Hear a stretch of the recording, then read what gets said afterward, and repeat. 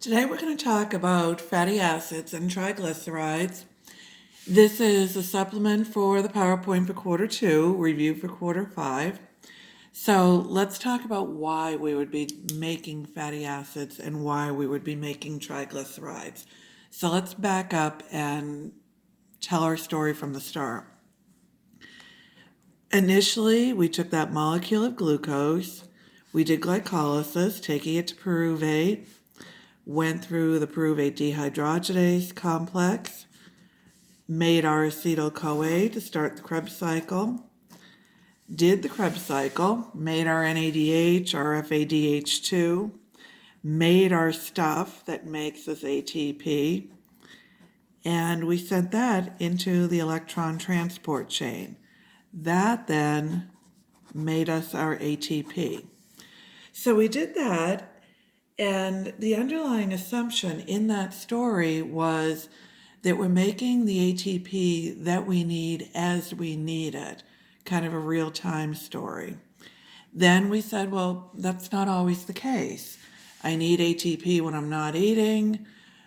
I eat more fuel than I need for the ATP that I need at the moment. Things like that. My time frame doesn't match up. So then we said we have this molecule called glycogen. And that's like an ATP making reservoir. It's a fuel reservoir. So we said with glycogen, there's a couple things that I want you to think about when you see glycogen. One is it's kind of sort of a whole bunch of glucoses hooked together.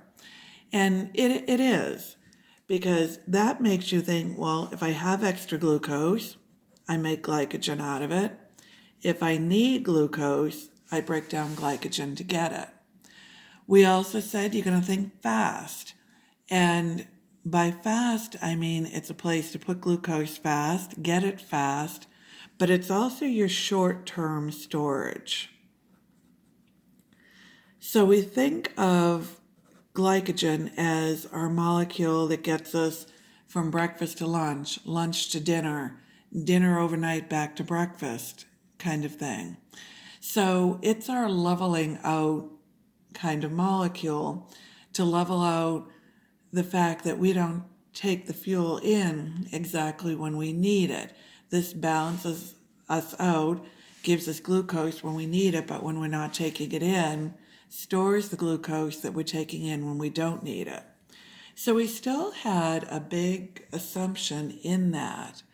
Our big assumption in that was that over the course of the day or whatever time span you choose, I'm taking in the correct amount. If I'm burning exactly 2,000 calories, I'm taking in exactly 2,000. Or if I'm taking in 2,000, I'm burning 2,000, whichever way you want to look at it. But that's not always the case. So we're going to tell the story today like I have a huge caloric surplus.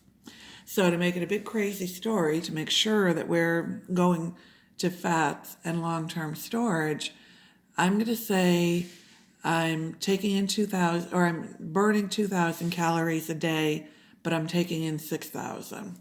So when you see application-based questions about fatty acids, they have to be that kind of extreme, crazy-ish story. Otherwise, you're not sure if it's a glycogen story.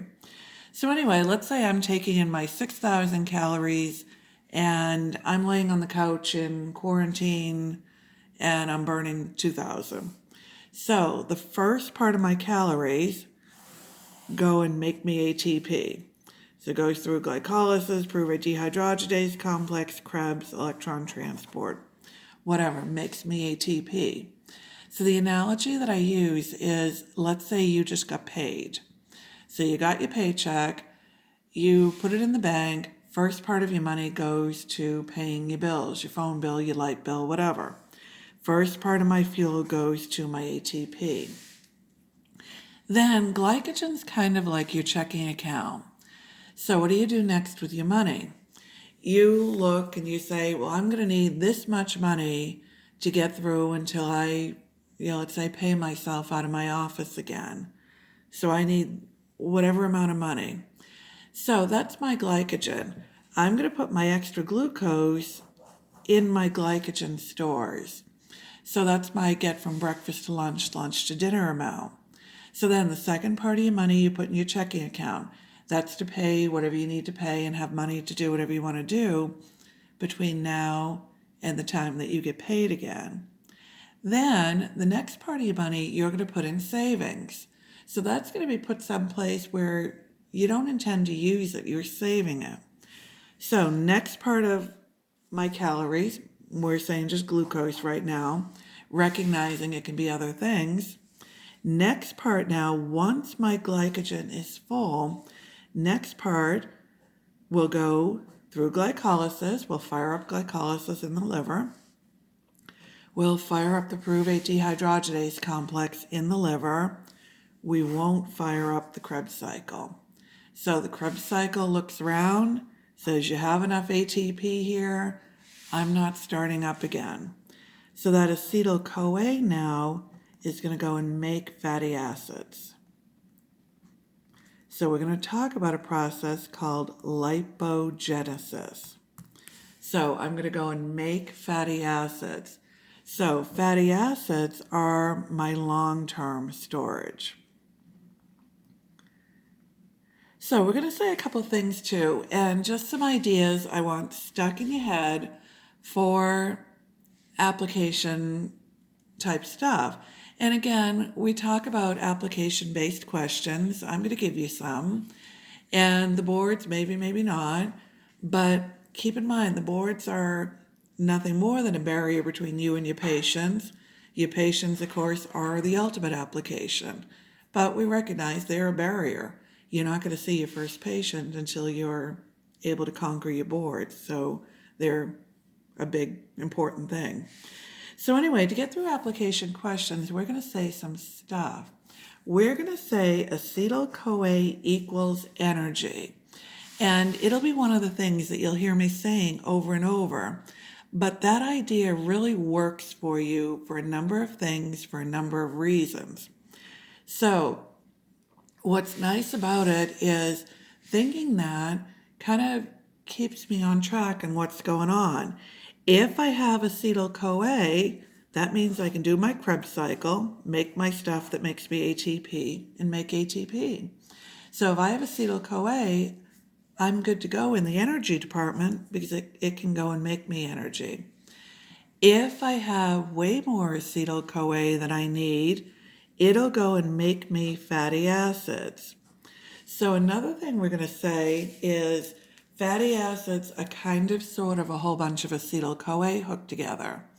And that's mostly true. But the idea I want you to have is if acetyl-CoA equals energy and fatty acids are kind of sort of a whole lot of acetyl-CoA hooked together, that makes fatty acids sound like a lot of energy. And they are. So that's the idea I want in your head. The truth is, the fatty acid is made up of the carbons of all of those acetyl-CoAs, but that's kind of long and cumbersome to say if I'm trying to just get the idea in your head that fatty acids give you a lot of energy. So that's why we'll say they're kind of sort of a lot of acetyl-CoA hooked together, and the kind of sort of is the disclaimer, I guess, meaning it's really the carbons from those acetyl-CoA. So anyway, once I get 3 fatty acids, I go and make a triglyceride out of those fatty acids, also known as a triacyl glycerol. I'm killing that. Abbreviated as a tag. So triglyceride or triacylglycerol is the same thing, and we abbreviate it as a tag. I make that and I ship that off to the peripheral tissues, store it wherever I'm storing it, then complain the dryer is shrinking my jeans. So those are the steps we're going to go through today. And again, quarter 2 structures and everything are in the PowerPoint. Look at them. We'll go through them. It's really, really important. You can't own the process, own the concept, unless you see the mechanical, mechanistic steps that got you there. quarter 5, I assume you've done that. So this is just a review for you guys how I'm getting to the point of having my triglyceride. So just quick, and this is more for quarter 5 review, for quarter 2 putting things in perspective. The next stop we'll make after making our fatty acids, of course, will be breaking our fatty acids.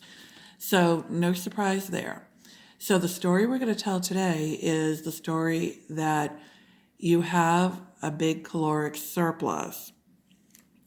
Let's say we turn the story around and you're running at a caloric deficit. So if you're running at a deficit, things are going to go the other way around, and that'll be the next story. But let's say now, I don't know, quarantine's over, the gym is open again, and I've decided I need to straighten out and fly right. So I'm going to take in 2,000 calories a day, but now I'm going to burn 6,000. So what am I going to do then? What I'm going to do then is the first 2,000 calories go and make me my ATP. Same story, same everything. Then I need 6,000, but I only took in 2,000. I'm going to go looking to my glycogen. So I'll go looking at my glycogen to supplement. So I'll break down whatever glycogen I have, go through and make ATP out of that. Then and only then will I turn around those fatty acids and make acetyl-CoA out of them. So I'll do lipolysis then. I can even break down triglycerides, and we'll talk about the reactions that do that. Take my fatty acids, do lipolysis. Lysis is breaking, remember? Make acetyl-CoA, run my Krebs cycle, and make my ATP. So, big caveat in this though. I can't break down fatty acid number 1 of mine until I've broken down my glycogen. So any of you guys that decide to do weight loss in your office, it could be a really big, profitable, frustrating segment of your practice. Your patients, you, anybody, are not going to break down anything in terms of their own fat until glycogen is depleted. You're not going to hit long-term storage until you break down short-term storage. So you're going to spend a lot of time working through how many carbohydrate grams they need or should or shouldn't have. And basically you can't beat biochemistry. A lot of people have come up with a lot of creative strategies to lose weight. Unless calories out is greater than calories in, you're not going to lose weight, and that's just it. And we can talk about that more in class, and we can talk about the effect of exercise on actually changing the number on the scale. The effect of exercise on changing that number is not huge, and I know I'm picking a little bit of a fight there, but we can talk about that and why that's the case. Exercise is a really, really, really good thing. I'm not putting that down or discrediting that at all. It's just not going to have a huge effect on the number on the scale. So like I said, we could talk about that in class, but my point is my first source of energy, I'm going to go to what I eat first. Then I'm going to go to my glycogen. Then and only then am I going to go to my fatty acids. So the other thing is, when we talk about breaking down fatty acids and triglycerides, we're going to talk about them like we're breaking down yours, what you stored in your tissue. If you ate somebody else's fatty acids and triglycerides, let's say you just ate a big marbled ribeye last night, you get all kinds of triglycerides and everything from that. The cow, when he or she, I guess cow was she, I don't know, when she was making that ribeye, it was the same mechanism. She was eating more than she needed and all that. So her extra acetyl-CoA made fatty acids, made triglycerides, put those triglycerides in the ribeye that you ate last night. Now, since you're breaking down her triglycerides, you're going to go through the same steps that we're going to talk about as if they were your triglycerides in terms of the reactions and everything. So although we focus on you breaking down your own fatty acids, your own triglycerides, if you eat them, if you eat them, the reactions happen the same way. Okay, so the first thing we need to do before we make fatty acids is kind of the usual thing. And I'm saying usual because it's really important in terms of keeping quantity of stuff you have to know down. It's really important to look for trends. So let's think back to glycogen. What do we do with glycogen? Well, we had to take glucose 6-phosphate to glucose 1 when we were making, because glucose 1 was what we added, but when we were breaking, glucose 1 was what we got, so we had to convert it back to glucose 6. So we had an opposite thing going on. We made part of the chain, or made some chain, then decided we wanted to make a branch, so we took a piece off the end, moved it on to make a branch. When we were breaking down, we broke down the branch till we got to a certain point, the limit dextrin. And then we took that piece and moved it to the end of another branch. So kind of not the same, but opposite-ish things. So look for that. That cuts down volume, cuts down the amount of stuff that you need to remember. So we're going to have some stuff like that here. When I make fatty acids and triglycerides, or when I make triglycerides, I have 4 steps. And I'm going to have the same 4 steps, but opposite direction when I break down. So one of the hardest parts, actually, with some of the steps is keeping track of where you are. It's easy to learn the reactions, and then you have the reactions, and it's, well, that's great, but what am I really doing? Am I making the fatty acid? Am I making the glycerol backbone? We use a molecule of glycerol, and that molecule of glycerol is a 3-carbon molecule, of course. That's what we attach the 3 fatty acids to. Or am I attaching? What am I doing? So anyway, we'll have those 3 things. We also have to make sure we get on the correct side of the inner mitochondrial membrane. So there'd be a story about crossing the inner mitochondrial membrane. So right now, before I even talk about what side of the mitochondrial membrane you want to be on, you should already know that. Well, I know you know that. You just might not know that you know that. So fatty acids are a storage molecule. So right now, where do you think I make fatty acids? Where do I do storage stuff? Well, we said, based on our most of the time rule, I do storage stuff in the cytoplasm. So I do storage stuff in the cytoplasm. Where do you think I make my fatty acids? In the cytoplasm. When I break them down, I need energy. So if I need energy, where do I do energy stuff? Energy stuff is in the mitochondria. When I break them down, I need to get in the mitochondria. So trust yourself and think about the things you do know before you start thinking, I don't know the answer to this question. So we're going to go through the steps from acetyl-CoA to the point of actually having that triglyceride, that triacylglycerol. So I have 3 things I need to do that. First one, I have to get on the correct side of the membrane.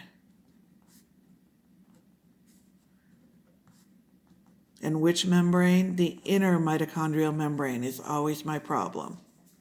So in the case of making fatty acids, that means I need to get out of the mitochondria, get to the cytoplasm. I need to actually make my fatty acid, and I'm going to abbreviate fatty acids FA. And again, for the purpose of the video, and I do this in my notes pretty frequently, for our purposes, it's for the diagrams to be kind of clean, easy for you to read. Again, make your notes your way. All the structures, everything is in the PowerPoint. It's also in any biochemistry book, including the Baines and the Lippincott that we use. If your notes are more relevant to you, with the molecule drawn out, draw the whole molecule out. Your notes are by you, for you, And that's why you're doing your biochem note yourself. Next thing I need to do is I need to make that glycerol backbone. If you see the term glycerol backbone, that's the 3-carbon molecule I attach my 3 fatty acids to make my triglyceride. Then I need to put the fatty acids on the glycerol backbone, put the whole thing together. So, like I said, the tough part of all of it is, where am I? Are these reactions part of making the fatty acid, part of making the glycerol? What am I doing here? So it's really important that you keep track of where you are, what you're doing. Okay, so the first thing we're going to do is we're going to get that acetyl-CoA out to the cytoplasm. So let's back up and think about what I just did. So I'm eating, and I'm eating, and I'm eating, and I'm eating. So first part of my Oreos, we'll say, went to ATP. Next part of my Oreos went to glycogen. And I kept eating, and I kept eating. So now in my liver, I fire up my glycolysis, my pyruvate dehydrogenase complex that got me into the mitochondria. And I made myself some acetyl-CoA. So I have acetyl-CoA. So I have acetyl-CoA, though. I have it in the mitochondria. So it's in the mitochondria, but I want to make fatty acids. And where do I make fatty acids? I make fatty acids in the cytoplasm.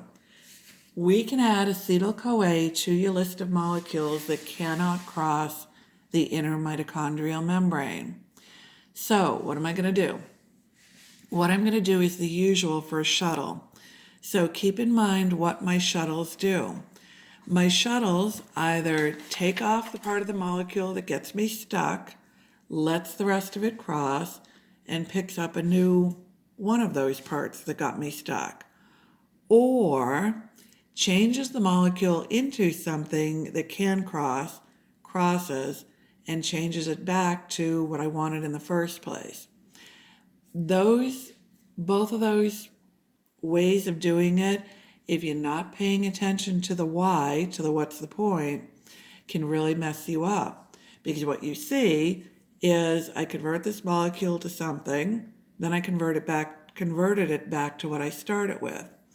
Don't forget, this is a reminder for both quarter 2 and quarter 5, don't forget the reason we're doing it. Most likely, the reason we're doing it is because I want to cross the inner mitochondrial membrane. That's always the one that gets me stuck. I want to cross the inner mitochondrial membrane, maybe in, maybe out, depending on what I'm doing. And the molecule that I have and want can't do that. So what I'm going to do is I'm going to fire up the first reaction of the Krebs cycle. And I'm going to make myself a molecule of citrate. Citrate synthase is the enzyme that does that, just like the Krebs cycle. If you want to draw your oxaloacetate coming in for completeness, go right ahead. So I get my citrate. I'm in the mitochondria with it. I take my citrate now. It's another one you can add to your can cross list. So acetyl-CoA is a cannot, citrate is a can.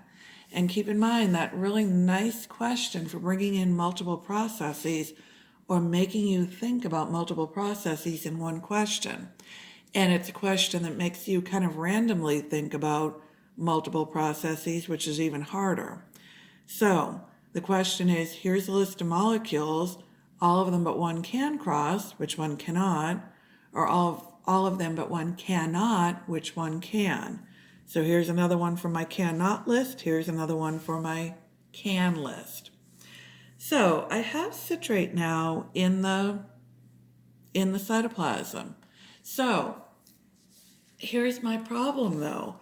This was the first reaction of the Krebs cycle. It was regulatory, all that stuff, and it was a one-way street.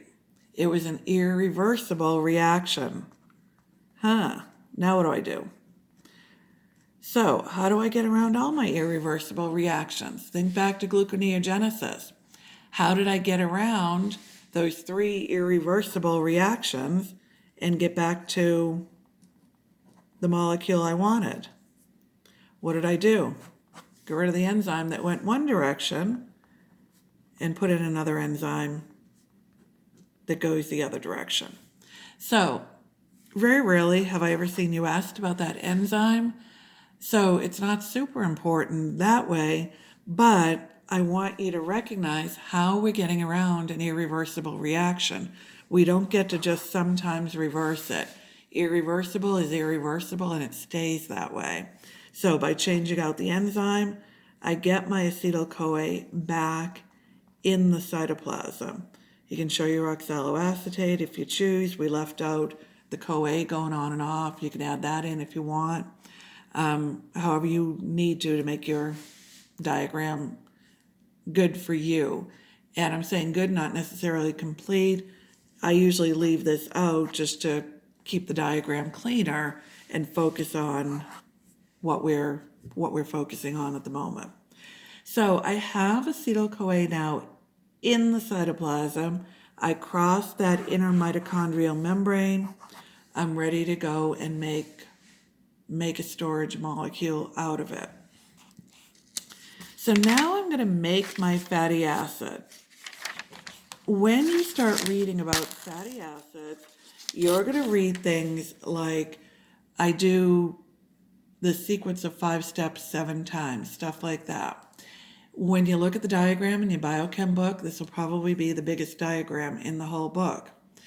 Because what we're going to do is we're going to build that molecule 2 carbons at a time. Everything with fatty acids is 2 carbons at a time. That should make sense because how many carbons are in a molecule of acetyl-CoA? 2 carbons, right? And what's a fatty acid? A fatty acid is kind of sort of a whole bunch of acetyl-CoAs hooked together. The truth is, it's the carbons from those acetyl-CoAs. We drop off the CoA part. So I'm going to build it 2 carbons plus 2 carbons plus 2 carbons. So the first thing I've got to do is I've got to kick off this process. So I've got to do my regulatory step. And again, the structures and everything are in the PowerPoint. I won't take the time to draw the structures now, but go look at them until you've seen step by step how it works. You're not owning it. If you don't own it, you're not understanding it, you're not remembering it. What I'm going to do is I'm going to convert my 2 carbon acetyl-CoA to a 3 carbon malonyl-CoA. This is kicking off my process. So this is my regulatory step. And I'm going to carboxylate my acetyl-CoA. If I'm carboxylating, my source of carbon is carbon dioxide. So I've got to put a carbon dioxide in. My enzyme is acetyl-CoA carboxylase. That shouldn't be any surprise. I'm carboxylating acetyl-CoA with acetyl-CoA carboxylase. Let's go back and talk about vitamins and minerals, cofactors and coenzymes. There's a big one I need when I carboxylate. So, and this is really important to know, last probably 2 years, somebody's come to me after boards and said these 2 questions were on my test.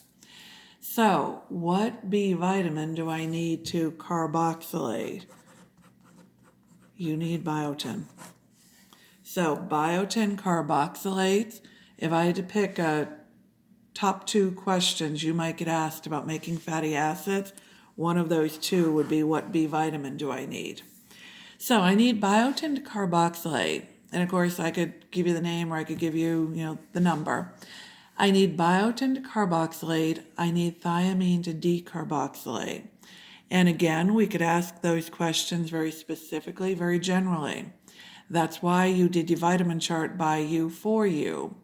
So both quarter 2 and quarter 5, go back and check your vitamin chart right now for biotin. You need to have it on your chart so you could pick up on it two ways. The general question, which of the following B vitamins do I need to carboxylate?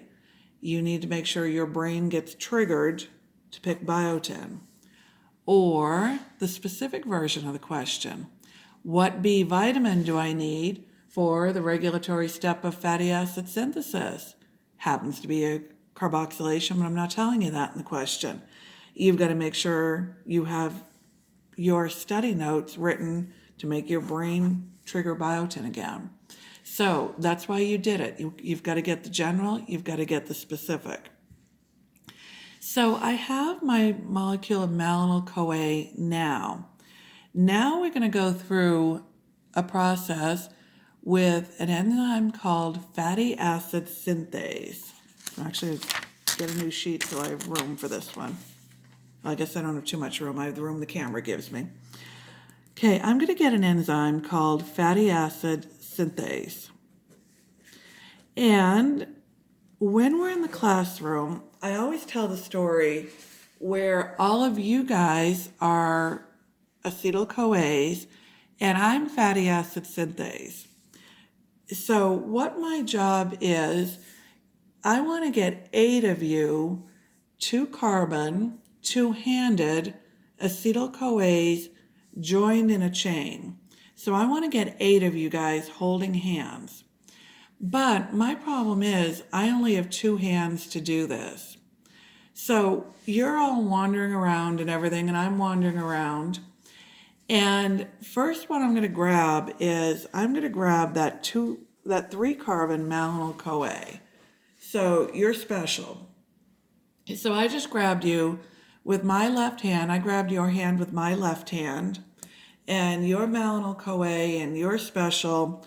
But we're going to knock that 3rd carbon off of you and you're not special anymore. But I've got you in my left hand. So I have you in my left hand and I have my right hand. So I'm going to grab another one of you 2-handed 2-carbon acetyl-CoAs with my right hand. So now I'm walking around and I'm holding one of you guys by each hand. But I only have 2 hands and I need to get 8 of you hooked together. That's my job as fatty acid synthase. So here's the sequential reaction thing we're going to do. What I want you to do is I want the guy who I'm holding by my right hand to go and hold hands with whoever I'm holding by my left hand. Then that frees up my right hand. I can grab somebody else's hand. But before we can do that, we've got some things we have to do. This guy has to do some things. He's going to get reduced, dehydrated, and reduced before I could send these 2 carbons over. So my steps, when you start reading in your biochem books, I know you guys are all reading your biochem books every night. When you're reading that we have these 5 steps or 4 steps we do over and over, that's them. So I'm going to reduce, dehydrate, reduce, then I'm going to send these 2 carbons over. So now I have a 4-carbon chain here.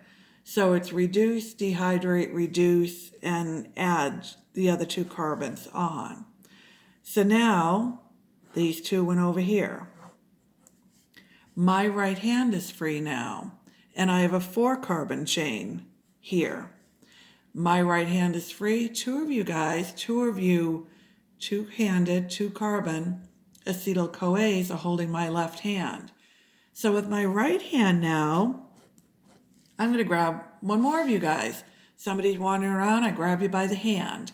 So now one of you 2-handed 2-carbon acetyl-CoAs is holding my right hand.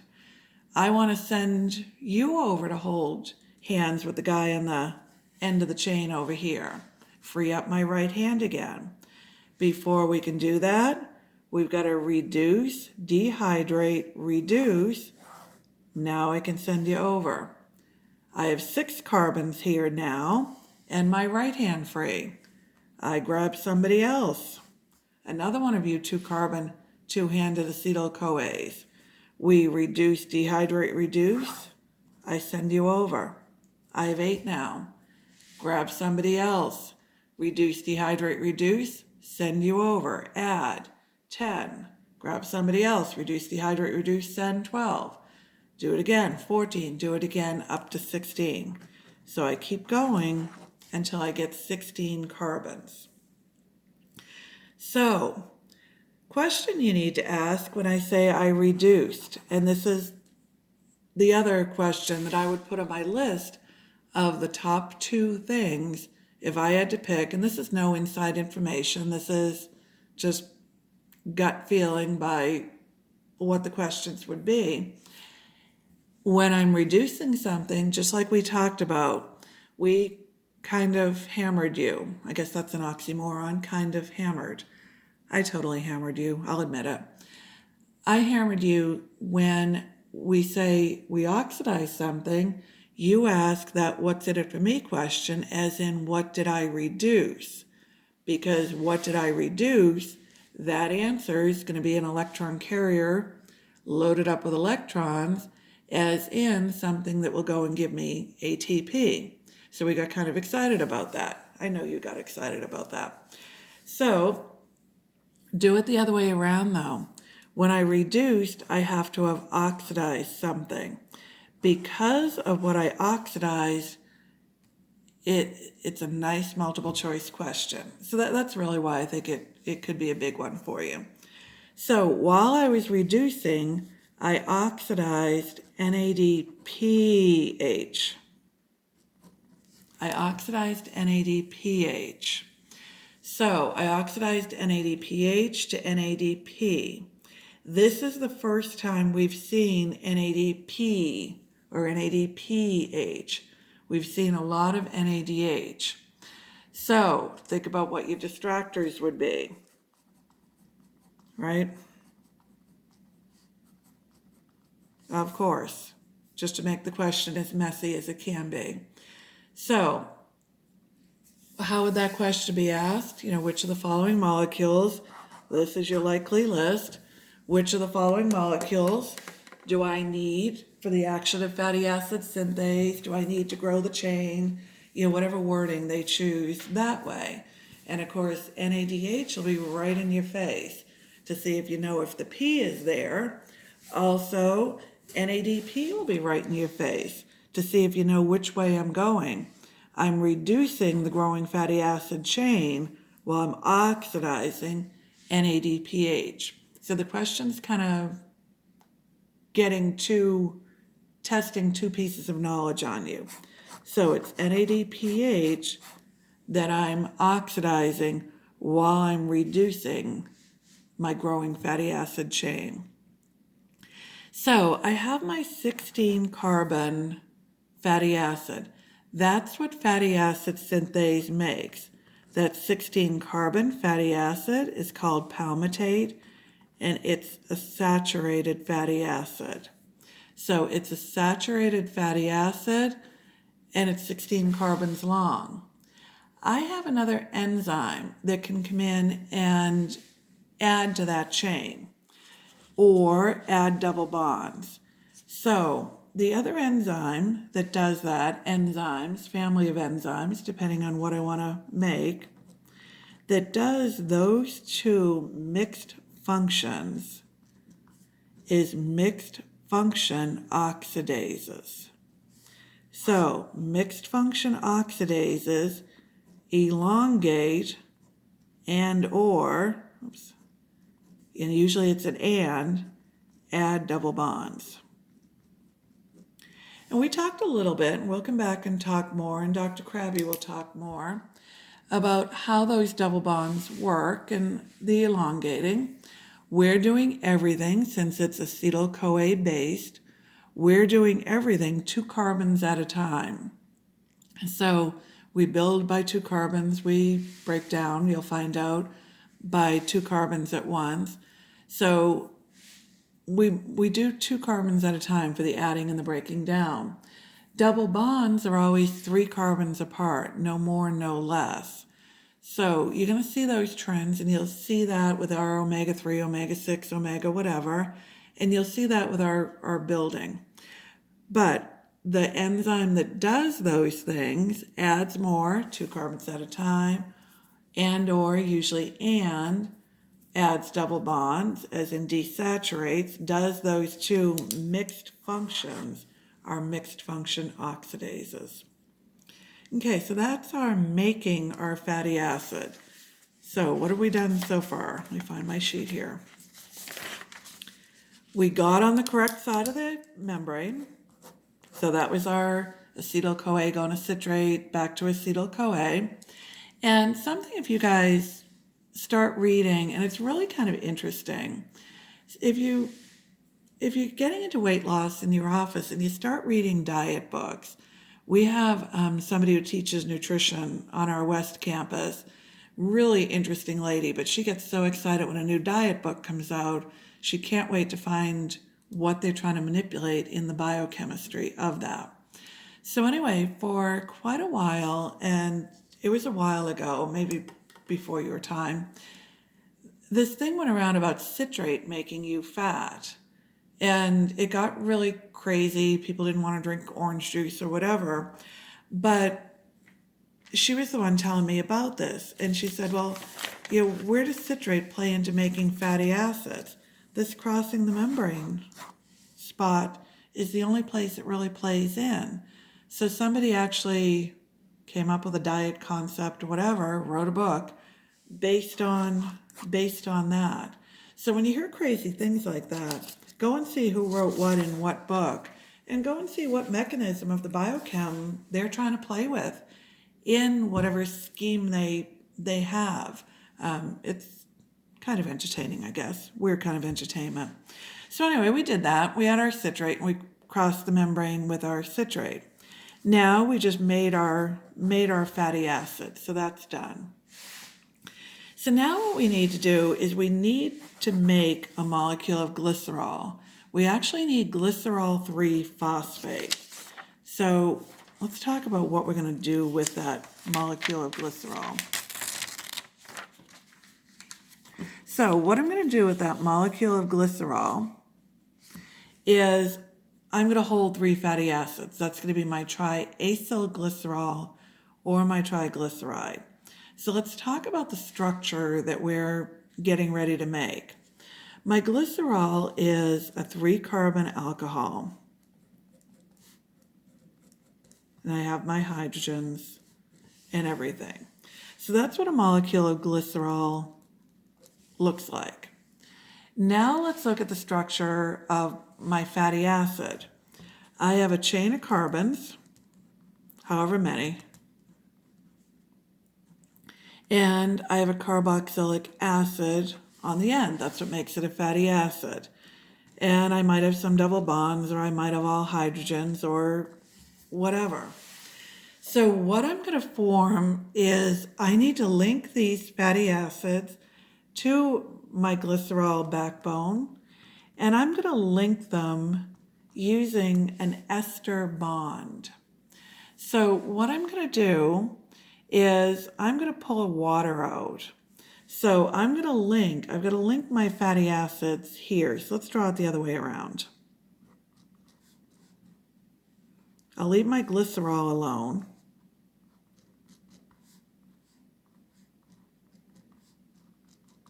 And I'm going to flip my fatty acid around. I'm going to put the carboxyl group on this end, and then I have the rest of my fatty acid.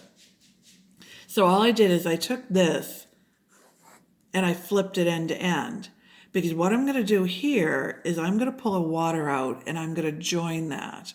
So I'm going to take an H and an OH out of here, and I'm going to join that on.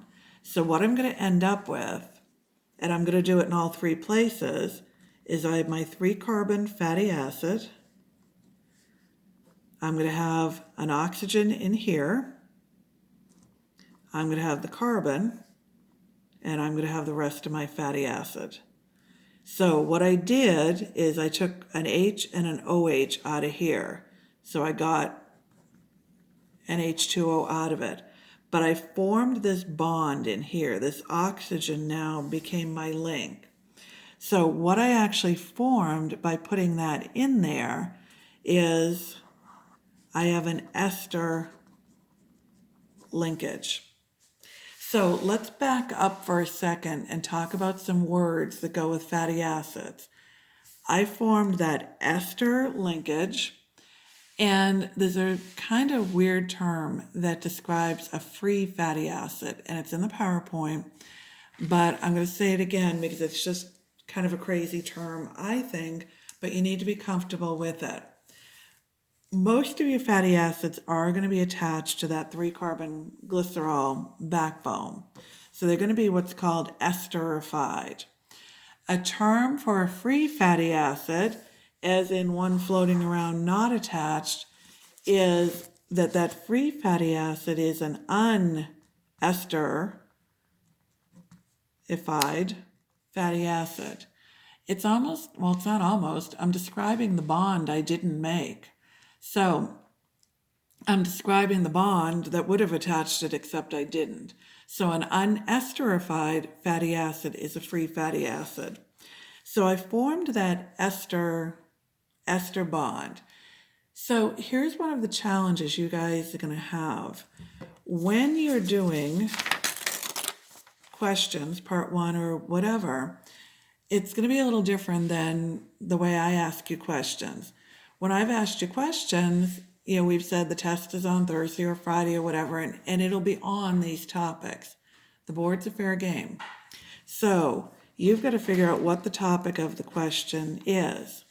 If it's a fat question, you're going to know that you're going to see terms like ester, even though we can have ester bonds elsewhere. If you see ester, it's probably a fat question. Acyl. The fatty acid is an acyl group. So if you see acyl, you're going to think fatty acid. Or lip anything. We're talking about doing lipogenesis. Lipolysis, lipid, whatever. Those are fat questions. Carbs, remember we said GLY, GLU, anything is a carb. What kind of bond do I have? I have a glycosidic linkage between 2 monosaccharides, say, making a disaccharide. So GLA is going to be your tip off that you're in the carb department. Proteins, amino acids, you're going to see AM something, PEP something. And again, it's just to half the battle with your questions, like we said, is the question. Half the battle is knowing your stuff. Half the battle is, what are you asking me? What's the question here? So that should help you out a little bit with that. Okay, so I want to make that glycerol backbone. I want to make this 3-carbon alcohol that I use as my backbone, and I connect my 3 fatty acids to it. So there's a couple of ways I can do it. So what I want actually is I want glycerol 3-phosphate. So I want glycerol 3-phosphate. So I want a phosphate on that carbon 3. One place I can get it is I might have glycerol from another triglyceride I broke down from another process or whatever. I might already have that in the liver. So I can phosphorylate it. So what enzyme phosphorylates?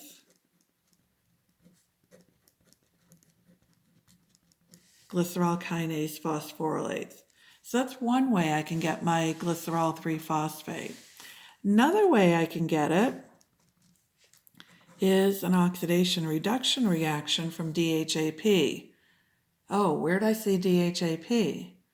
Where'd I get DHAP? I got that, remember, in glycolysis. And we said, when we do fatty acids, you'll get happier about the DHAP. When we were learning glycolysis and doing glycolysis, it was just one more extra step to learn, a pain in your neck kind of thing. So glucose went to glucose 6-phosphate, went to fructose 6, went to fructose 1,6 bisphosphate. Remember, I cleaved it. I got a glyceraldehyde 3-phosphate. I was happy about that. I know you were happy about that. And I got a DHAP, dihydroxyacetone phosphate.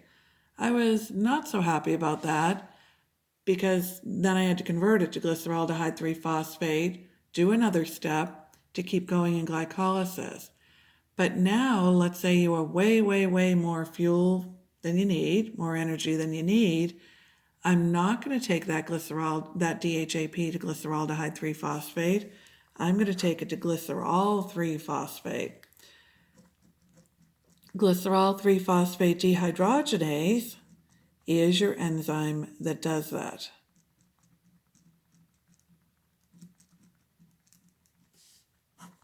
So I've been hammering you about something else. What's one more thing, right? We said anything that starts with a G, write out the word because it'll haunt you later.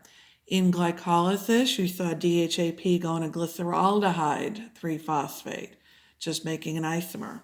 Here, we're going to do the redox reaction and go to glycerol 3-phosphate. So those could blend together very, very easily. And of course, what does everybody like asking you on multiple choice questions? The stuff that blends together, of course. So be a little careful there. So either way, now I got my glycerol 3-phosphate. One of the things we said that's important to do is look for trends. These reactions are actually reversible. So when we go to break down triglycerides, that's going to get important. So since they're reversible, it'll get important to know that, in the sense of don't learn the reactions twice when you're just learning the same thing going the opposite direction. So now I have my glycerol 3-phosphate. I have 3 fatty acids. So I have my glycerol backbone. Be comfortable with that term. Now I want to put everything together. So again, we're going to draw, I'm going to abbreviate fatty acids, FA. I'm only going to draw the carbons of the glycerol, and you draw your diagram however it sits right in your head. When I'm studying it, when I was learning this, I wanted every detail on the diagram. That helped me put the pieces together, and a lack of completeness bothered me. I'm doing it now as cleanly as I can, just trying to put the part we're focusing on in the diagram so I don't clutter it too much. So I want you to be able to see where we're focusing, keep the clutter down, because also I'm doing this on a cell phone at my kitchen table. So I just want you to see what you need to see. But again, this is just a supplement to the PowerPoint that has all the structures, has everything in there, the whole picture to see the whole thing done. So I have that glycerol backbone. And like I said, I'm just going to draw the carbons. And I'm also going to abbreviate phosphate with a P, recognizing if I drew the whole thing out, there'd be oxygens on there. But I'm just trying to unclutter. So what I want to do is I want to transfer the acyl group. I want to form that ester bond. So I'm going to attach the first fatty acid with an acyl transferase. And there's a big long name depending on what I'm transferring and all that. But you need to know just that it's an acyl transferase transferring the fatty acid, transferring the acyl group. I should be saying the acyl group, saying it more properly. So on carbon 1, I'm going to put a saturated fatty acid. So that's my carbon 1, carbon 2, carbon 3. So I'm forming an ester bond, putting that fatty acid on using an acyl transferase. Then I do the same thing on carbon 2. I use another acyl transferase. This time I'm going to put an unsaturated fatty acid on there. So on carbon 2, I'm going to use an acyl transferase and put an unsaturated fatty acid on there. Then I don't get to just do the same thing right away on carbon 3. I have a phosphate in the way. So my third step is not putting the third fatty acid on there. My third step is using a phosphatase to get that phosphate out of there. Really important that you get that phosphate out of there, because if you don't get that phosphate out of there and you just add the fatty acid on there, that's not a triglyceride. That's a phospholipid, different molecule, different purpose, different everything. That's a molecule you very often see in cell membranes. So a whole different thing. So my third step is I use a phosphatase, get the phosphate out of there. Then I put my fatty acid on using an acyltransferase. And that can be a saturated or an unsaturated fatty acid. So now I have my 3 fatty acids on there. I have my triglycerides, and I send that off to whatever peripheral tissue I'm going to send that off to. And that's it for making our fatty acids and making our triglycerides. And again, it goes with the PowerPoint. Look at the structures in the PowerPoint.